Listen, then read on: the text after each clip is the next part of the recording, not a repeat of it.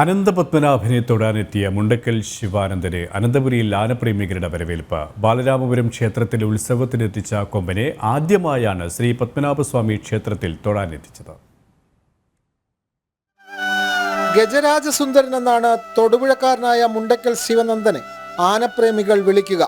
അനന്തപുരിയിൽ ശ്രീപത്മനാഭസ്വാമിയെ വണങ്ങാൻ ആദ്യമായി എത്തിയ ഗജസുന്ദരനെ അവർ മധുരം നൽകിയും തുളസിമാല ചാർത്തിയുമൊക്കെയാണ് വരവേറ്റത്. ബാലരാമപുരത്തെ അമ്പലത്തിൽ ഉത്സവത്തിനെത്തിയ ആന തൊഴാനായി ശ്രീപത്മനാഭ നടയിൽ എത്തുമെന്ന് അറിഞ്ഞതോടെ അനന്തുവിന്റെ നേതൃത്വത്തിൽ ഗജസ്നേഹികൾ തെക്കേ നടയിൽ ഒത്തുകൂടി. ഇത് ബാലരാമപുരത്ത് ഒരു പരിപാടിക്ക് വന്നാണ്. പോകുന്ന വഴി ഇവിടെ ഒന്ന് കയറി ഇനി ഒരു പരിപാടിയും കൂടെ എടുത്താൽ ആനയ്ക്ക് വിശ്രമമാണ്. 2-3 മാസം വിശ്രമകാലമാണ്. പാപ്പാൻ വാഴക്കുളം മനോജിനെയും ഇവർ ആദരിച്ചു. ഞാൻ ഒരുപാട് ആനകളെ കൊണ്ടു നടന്നിട്ടുണ്ടെങ്കിലും ഇപ്പം എന്താണെങ്കിലും ശിവനന്ദനെ കൊണ്ട് വരാനുള്ള ഒരു ഭാഗ്യമാണ് എനിക്ക് ലഭിച്ചത്. കുഞ്ഞുകുട്ടികളെ വരെ കൊമ്പോട് ചേർത്ത് പടമെടുക്കാനും ശിവനന്ദൻ വഴങ്ങി നിന്നു.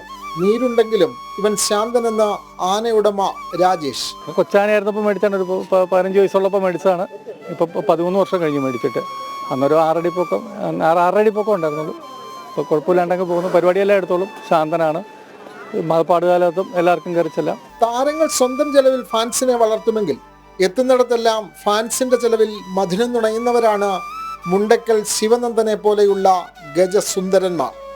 ആനാവൂർ അനുജിന്റെ ക്യാമറ കാഴ്ചകൾക്കൊപ്പം തെള്ളിയൂർ വിനോദ്, ജനം, തിരുവനന്തപുരം.